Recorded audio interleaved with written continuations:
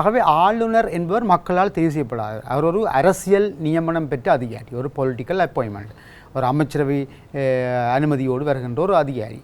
ஆகவே அவர் ஊழல் மோசடி தொடர்பாக அல்லது வேறு மீது நிதி மோசடி எந்த விசாரணையாக இருந்தாலும் அதிகாரிகளை நியமித்து ஒரு விசாரணை குழுவை நியமித்து அதன் மூலம் நடவடிக்கை எடுப்பது என்பது ஏற்படுவதில்லை. ஏனால் மாகாணங்கள் என்று இருக்கின்ற பொழுது மாகாண முதலமைச்சருக்குத்தான் அந்த அதிகாரங்கள் வரும். ஆகவே மாகாண முதலமைச்சர் தான் அப்படியான விசாரணைகள் செய்யலாம். ஆகவே இங்கே என்ன பிரச்சனைன்னு சொன்னால், மாகாண சபைகள் கிட்டத்தட்ட 8 வருடங்களாக இயங்கவில்லை.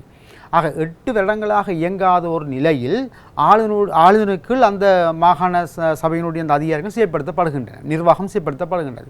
அப்படி இருக்கின்ற பொழுது வவுனியா மாநகர சபையிலே அல்லது வேறு ஏதேனும் உள்ளாட்சி சபைகளிலே கூட ஊழல் நடைபெறுமாக இருந்தால் அது பற்றிய விசாரணை நடத்துவதற்கான விசாரணை குழுக்களை ஆளுநர் நியமிக்க முடியாது.